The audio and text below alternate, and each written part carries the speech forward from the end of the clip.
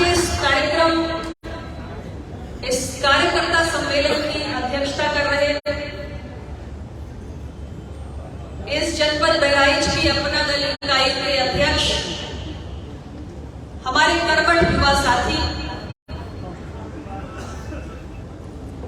सम्माननीय श्री गिरीश पटेल जी, समारोह के मंच पर उपस्थित पार्टी के हमारे प्रदेश के मुखिया पूर्व विधायक सम्माननीय राजकुमार पाल जी और हमारे राष्ट्रीय कार्यकारिणी के साथियों, समयाभाव के कारण आप उनके विचारों को नहीं सुन पाए, लेकिन सभी जिनके मैं नाम पढ़ने जा रही हूं, ये सभी हमारे राष्ट्रीय कार्यकारिणी के पदाधिकारी वाराणसी जनपद से चलकर आज यहाँ बहराइच पहुंचे। पार्टी का 2 दिन का मंथन से प्रशिक्षण कार्यक्रम वाराणसी जनपद में आयोजित किया गया था, जिसमें हमारे समस्त राष्ट्रीय और प्रदेश पदाधिकारियों ने भाग लिया।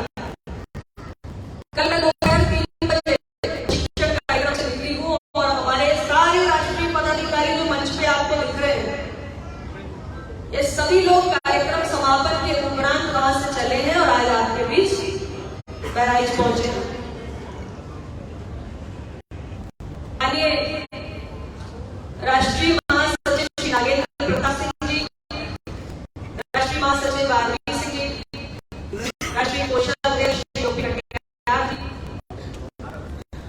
राष्ट्रीय सचिव आज के कार्यक्रम का संचालन पटेल जी, राष्ट्रीय सचिव विनोद अग्रवाल जी, राष्ट्रीय सचिव हमारे सत्य प्रकाश अनिल जी,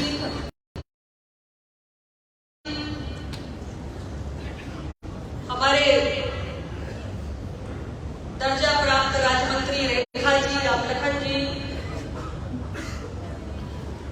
श्री अर्जुन सिंह पटेल जी और हमारे सभी सम्माननीय विधायकगण,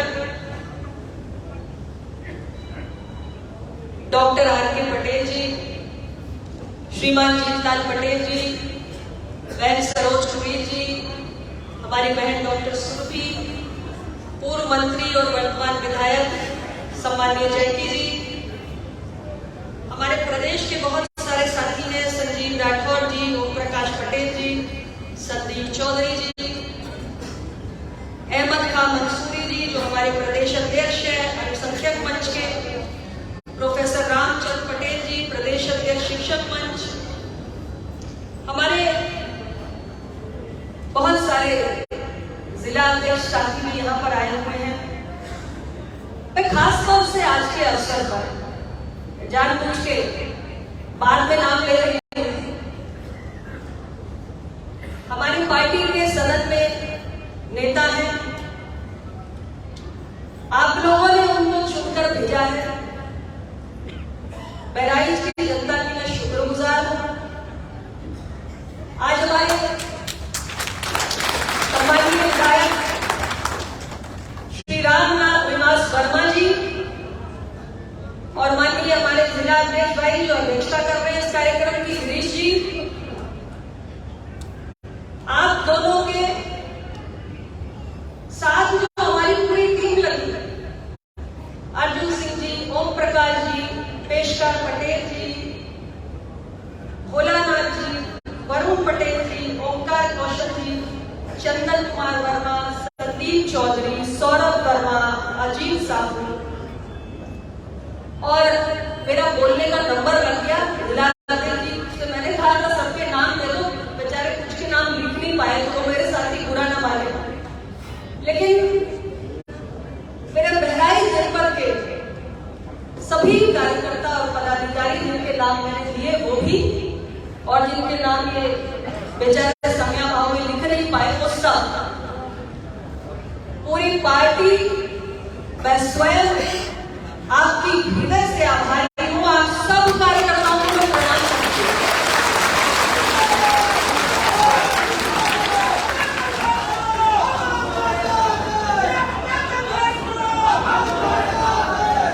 इतना उत्साह और न जाने कितने दिनों का परिश्रम, आज इतनी बड़ी संख्या में आप सबको यहां लेकर आया है। मैं सभी कार्यकर्ताओं को बहुत बहुत ढेर सारी बधाई देती हूं।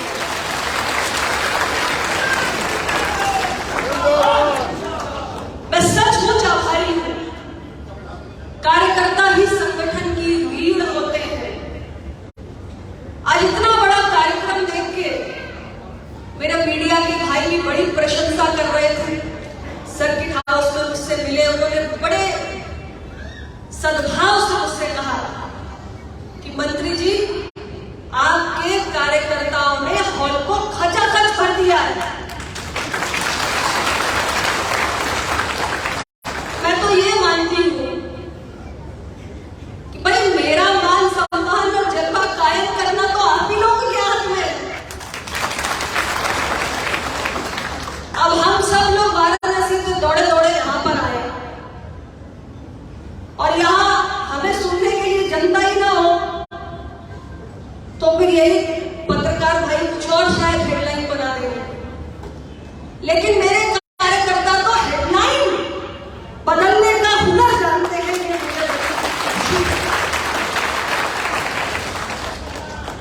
और मुझे बहुत गौरव होता है।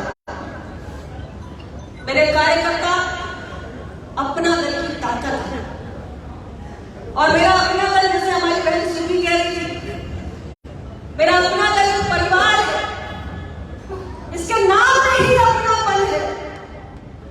डॉक्टर सोनेलाल पटेल जी ने ऐसा नाम रखा कि जो जुड़ता है वो अपनेपन के भाव में ओतप्रोत हो जाता है।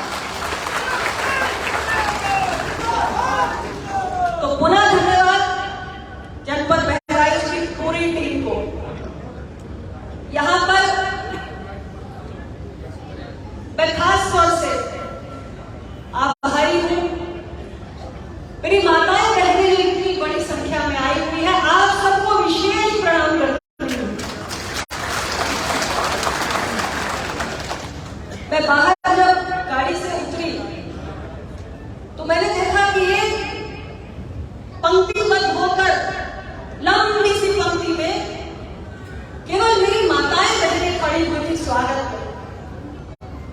मैं उन सबको प्रणाम करती हूँ। इतनी गर्मी में मैंने उनसे पूछा कितनी देर से खड़ी हुई। उन्होंने मुस्कुराया, मुझे बस इतना बोला बहुत देर से, लेकिन समय नहीं बताया। मैं उनको भी प्रणाम करना चाहती हूँ। इतनी गर्मी में आप मेरी प्रतीक्षा कर रही थी, आपने मेरा सम्मान बढ़ाया, मेरा साहस बढ़ाया। और एक मेरी बहन थी जो अपने छोटे से बच्चे को लेकर खड़ी हुई थी।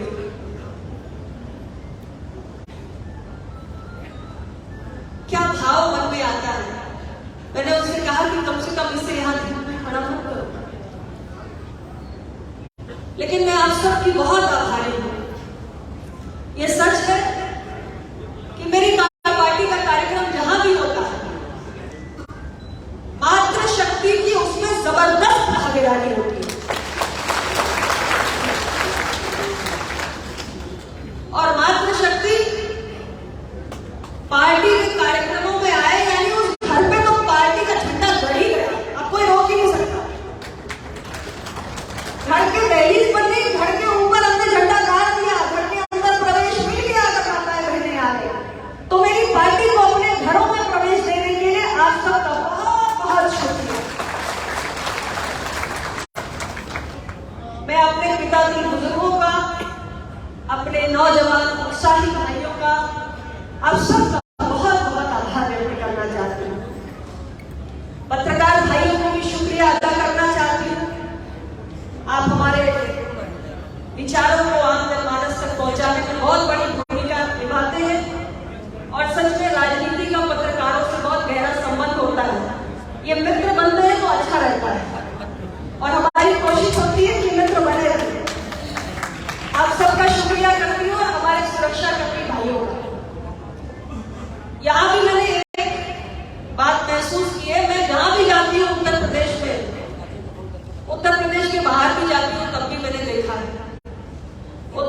प्रदेश की पुलिस में तो खासकर, उत्तर प्रदेश की सरकार तो खास करके ऐसा करती है।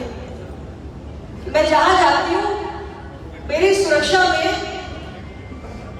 बेटियां और बहनें बहुत जबरदस्त संख्या में नजर आती हैं, तो मैं उनको भी बधाई देना चाहती हूँ, क्योंकि वर्दी में अपने देश की बेटियों को देखना, अपनी बहनों को देखना, ये अपने आप में हम सबके लिए बहुत आनंद का विषय है और हम सबके लिए गौरव का विषय है कि हमारे सुरक्षा कर्मी दल में देश की बेटियां शामिल हैं। यह हम सबको गौरवान्वित करता है। आप सबको बहुत बहुत अभिनंदन है।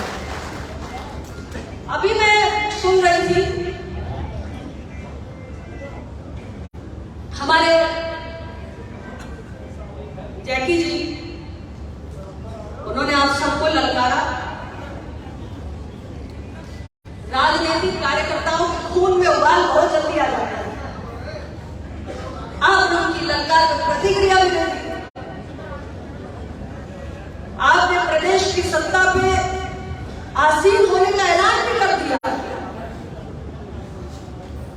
लेकिन हम सब जो यहां बैठे हैं, हम सब इस बात की चिंता करते हैं कि आपकी जो ललकार है वो हकीकत में तब्दील हो, और इसके लिए हम आपको बार बार स्मरण कराते हैं कि बिना परिश्रम के कुछ प्राप्त नहीं होता। संगठन ऊपर से नीचे की ओर भी बढ़ता है और नीचे से ऊपर की ओर भी बढ़ता है। मैंने अभी आपको बताया हमारा 2 दिवसीय वैचारिक मंथन से प्रशिक्षण कार्यक्रम का आयोजन हुआ था। वहां हमने अपने पदाधिकारियों को संगठन के बहुत सारे अलग अलग पहलुओं पर उनको बहुत सारी आवश्यक जानकारियां भी दी, कौशल वर्धन भी किया। लेकिन एक महत्वपूर्ण विषय जो उसमें निकल कर आया वो हमारे सबसे मजबूत, महत्वपूर्ण पार्टी और संगठन की दृष्टि से जो हमारा सिपाही होता है, जो हमारा कार्यकर्ता बूथ पर काम करता है, उसकी भूमिका को लेकर निकल के आया। तो जब मैं आपसे कह रही हूं कि पार्टी ऊपर से नीचे की ओर बढ़ती है और नीचे से ऊपर की ओर भी बढ़ती है, तो मेरा कहने का तात्पर्य सिर्फ इतना है कि किसी भी दल की जो बड़ा सा लक्ष्य जैकी जी आपको दे रहे थे और आप स्वीकार कर रहे थे, तो क्या है कि उस लक्ष्य को प्राप्त करने में एक बहुत बड़ा पैमाना होता है कि आपके चुने हुए प्रतिनिधियों की संख्या क्या है, क्योंकि लोकतंत्र का आधार है संख्या बल। तो पार्टी आपकी मजबूत हो, इसके लिए विधानसभा में आपके चुने हुए प्रतिनिधियों की संख्या क्या है, संसद में आपके चुने हुए प्रतिनिधियों की संख्या क्या है, इससे आपकी पार्टी की ताकत बढ़ती है। और चुने हुए प्रतिनिधियों की संख्या बढ़ाने में बूथ के कार्यकर्ता की बहुत बड़ी भूमिका होती है। तो जो हमारे कार्यकर्ता गांव में जमीन पर काम करते हैं, उनको हम यही कहना चाहते हैं कि अपने अपने बूथ पर आपको आम जनता का साथी और मददगार बनने की आवश्यकता है। आम जनमानस के सुख दुख में खड़े होने की आवश्यकता है। और जब बूथ पर हमारा एक सामान्य सा कार्यकर्ता एक सेवक के रूप में नजर आता है, एक सुख दुख के साथी के रूप में नजर आता है, तो धीरे धीरे धीरे धीरे करके हर बूथ पर आपकी ताकत खड़ी होती है और आपके चुने हुए प्रतिनिधियों की संख्या बढ़ी हुई नजर आती है। और इस तरीके से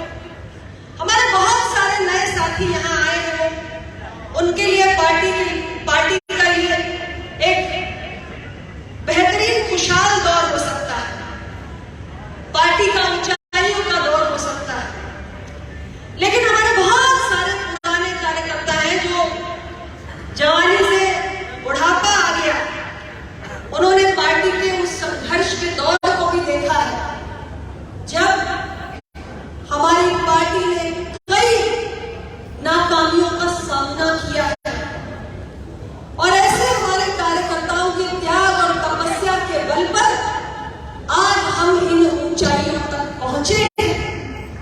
तो इसलिए मैं आप सबसे कहना चाहती हूं कि हम सभी को पार्टी की उस जड़ को, उस नींव को सींचने की जरूरत है जिस जड़ की मजबूती हमें यहां तक लेकर आई है। और आज जहां भी अपना दल नजर आ रहा है, मैं मानती हूं कि ये सिर्फ एक पड़ाव है। हमारी यात्रा अभी बहुत लंबी है क्योंकि मंजिल अभी दूर है। डॉक्टर सोनीलाल पटेल जी ने हमें निरंतर बिना रुके, बिना थके संघर्ष करने की प्रेरणा दी है। उन्होंने अपना पूरा जीवन संगठन के लिए खपा दिया। आज हमारे बीच में नहीं है, लेकिन हम सब उनके बताए मार्ग पर चल रहे हैं और इसलिए अपना दल निरंतर लोकतंत्र के सभी स्तंभों में, विधायिका, न्यायपालिका, कार्यपालिका और यहां तक कि लोकतंत्र का सबसे मजबूत स्तंभ मीडिया, अपना दल लोकतंत्र के चारों स्तंभों में सामाजिक विविधता का पक्षधर है। और हमारी पार्टी ये मानती है कि लोकतंत्र के इन चारों स्तंभों में समाज के कमजोर, दबे कुचले वर्गों का प्रतिनिधित्व होना चाहिए, तभी पूर्ण रूप से समाज के अंदर जो समानता का भाव है वो स्थापित हो पाएगा। और इस भाव को लेकर हम निरंतर आगे बढ़ने का काम कर रहे हैं। मैं सभी अपने साथियों से यही अपेक्षा करती हूँ कि आज अपना दल के इस विचार को गांव-गांव, हर बूथ तक इसको प्रचार प्रसारित करने का काम करेंगे। अब इस देश के अंदर, देश की संसद में निरंतर इस विषय को उठाते आए हैं कि देश की सरकार में पिछड़ा वर्ग मंत्रालय का गठन होना चाहिए और इस विषय पर अपना दल निरंतर संघर्ष कर रहा है। ये इसलिए जरूरी है कि देश में पिछड़ों की बहुत बड़ी आबादी है। अगर इस देश में कास्ट सेंसस हो जाए तो आबादी निकलकर सामने आ जाए। लेकिन अनुमान के आधार पर हम सब सामाजिक जीवन में रहते हैं, उनके बैठते हैं और हम मानते हैं कि देश में पिछड़ों की बहुत बड़ी आबादी है। और इसकी आबादी का इतना बड़ा समूह, उसकी तमाम समस्याओं का बेहतर निदान हो सकता है ओबीसी मंत्रालय के गठन से। इसलिए निरंतर इस बात को अपना दल कहता है। हमारी पार्टी मानती है कि हमारी न्यायपालिका में सामाजिक विविधता की आवश्यकता है। यानी समाज के हर तबके का प्रतिनिधित्व और खास तौर से जो वंचित है, कमजोर है, देश की न्यायपालिकाओं का प्रतिनिधित्व होना चाहिए। न्यायाधीशों के रूप में वो हाई कोर्ट्स में, सुप्रीम कोर्ट्स में नजर आने चाहिए। हमारी पार्टी निरंतर न्यायपालिका में सोशल डाइवर्सिटी का विषय उठाती आई है और आगे भी उठाएगी। आज देश के अंदर राज्यों की तमाम प्रतियोगी परीक्षाओं में जो हमारे अनुसूचित जाति, जनजाति, पिछड़ा वर्ग के अभ्यर्थी हैं, उनको परीक्षा को उत्तीर्ण करने के लिए सामान्य वर्ग से ज्यादा कट ऑफ अंक लाने पड़ रहे हैं, जो अपने आप में एक बहुत बड़ी समिति है जिसे एड्रेस करने की हमें जरूरत है। ये ऐसे कुछ विषय हैं जिनको अपना दल निरंतर उठाता आ रहा है और मैं आप सबसे उम्मीद करती हूँ कि आप इस पर सार्थक चर्चा करें। आप इस पर सार्थक चर्चा